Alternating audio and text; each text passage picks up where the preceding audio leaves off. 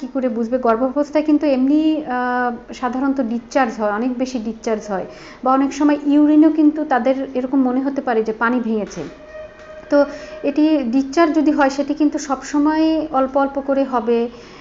তার হয়তো ওই ডিসচার্জের সমস্যা আগেও থাকতে পারে, বা তার অন্য কোনো চুলকানি বা এই ধরনের কোনো সমস্যা থাকতে পারে। আর ইউরিনের যদি কোনো সমস্যা থাকে, তার ইউটিআইয়ের সমস্যা থাকতে পারে, অর্থাৎ ইউরিনের ইনফেকশনের হিস্ট্রি থাকতে পারে। তো এটি কিন্তু সবসময় তার যদি এরকম হয়, তবে সাধারণত এটি পানি ভাঙা না, এমনও হতে পারে যেটি তার ডিসচার্জ যাচ্ছে। আর পানি ভাঙা যেটা, সেটা হঠাৎ করে তার অনেক বেশি পানি যাবে। এটি কিন্তু এভাবেই কিন্তু বোঝা যায় যে তার পানি ভেঙেছে।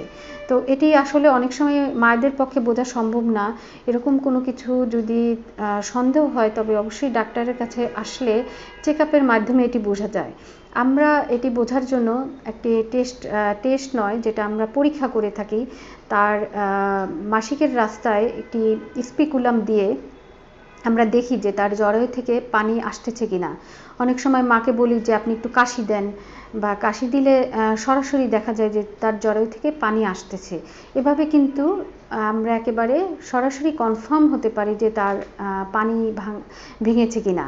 আর যদি কোনো ধরনের দেখি যে না, তার আসলে কিছুই হয়নি, পানি আসতেছে না, তাহলে বোঝা যায় যে তার হয়তো বা ডিসচার্জের জন্য এই ধরনের সমস্যা হচ্ছে।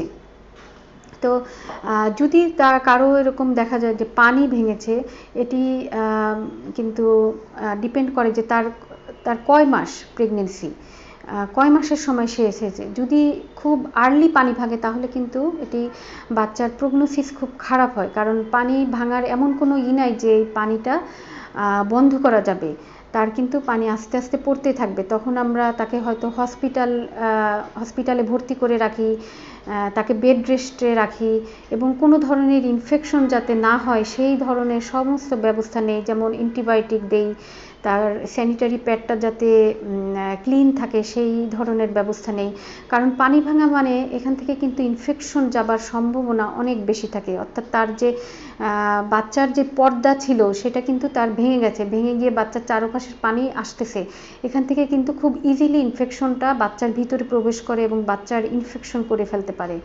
তাই অনেকে পানি ভাঙার পরেও কিন্তু যারা বাসায় থাকেন, তাদের কিন্তু পরবর্তীতে বিভিন্ন কমপ্লিকেশন নিয়ে আসেন।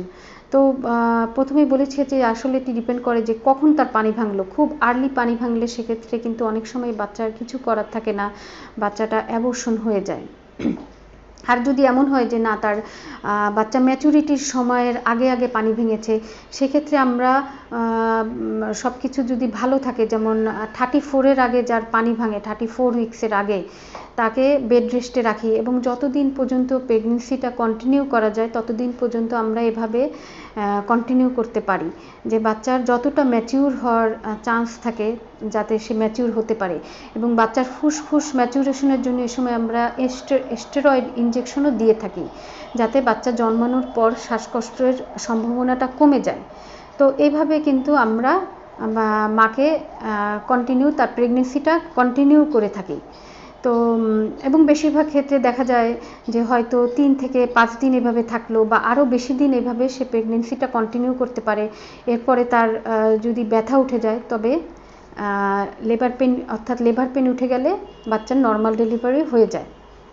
আর যাদের এরপরে পানি ভাঙে, অর্থাৎ বাচ্চা ম্যাচুরেশনের পর 37 উইক্সের পর যাদের পানি ভাঙে, সেক্ষেত্রে আমরা দুটি কাজ করতে পারি। একটি হচ্ছে তাকে 24 আওয়ার্স আমরা অবজারভেশনে রাখতে পারি যে তার লেবার পেন ওঠে কিনা, এটা দেখার জন্য। যে যদি স্পন্টেনিয়াসলি লেবার পেন ওঠে, সেক্ষেত্রে কিন্তু নর্মাল ডেলিভারির চান্সটা অনেক ভালো থাকে। এজন্য আমরা ট্রাই করি যে মায়ের স্পন্টেনিয়াস লেবার পেন যাতে ওঠে, এজন্য আমরা ওয়েট করি। আর ওয়েট না করেও তার যদি কোনো লেবার পেন না থাকে, তাহলে আমরা লেবার পেন ওঠানোর জন্য একটা ইনজেকশন দিতে পারি বা ট্যাবলেট দিতে পারি, অর্থাৎ তার কৃত্রিমভাবে লেবার পেন উঠাতে পারি। এটাকে বলা হয় ইন্ডাকশনের মাধ্যমেও আমরা তার নর্মাল, যদি সব কিছু ঠিক থাকে, অর্থাৎ নর্মাল ডেলিভারি সব কিছু ঠিক থাকে, তবে আমরা এভাবে কিন্তু নর্মাল ডেলিভারিটা খুব ইজিলি তাকে হেল্প করতে পারি। আর যাদের কোনো সমস্যা থাকে নর্মাল ডেলিভারিতে, যেমন আগের হয়তো বা 2 বা ততোধিক সিজার রয়েছে, অথবা তাদের বাচ্চা উল্টা পজিশনে রয়েছে, কিংবা তাদের প্যাসেজটা ভালো নেই, বিভিন্ন ধরনের যদি সমস্যা থেকে থাকে, অথবা বাচ্চার কোনো ডিস্ট্রেস রয়েছে, ফিটাল ডিস্ট্রেস, যেটি আমরা পরীক্ষা নিরীক্ষা করে বুঝতে পারি, বাচ্চার ওয়েট হয়তো অনেক বেশি রয়েছে যেটি নর্মাল ডেলিভারি সম্ভব না, সেক্ষেত্রে আমাদেরকে সিজারিয়ান সেকশনের মাধ্যমে বাচ্চার ডেলিভারি করতে হয়। তো এই হচ্ছে পানি ভাঙার পরবর্তী যে আমাদের করণীয়। অর্থাৎ এক্ষেত্রে আমাদের মনে রাখতে হবে যে বাচ্চার পানি ভেঙে যাওয়া মানে সেখানে ইনফেকশনের হারটা বেড়ে যায়, এজন্য অ্যান্টিবায়োটিক লাগবে, তাকে প্রপার বেড রেস্ট দেওয়া লাগবে।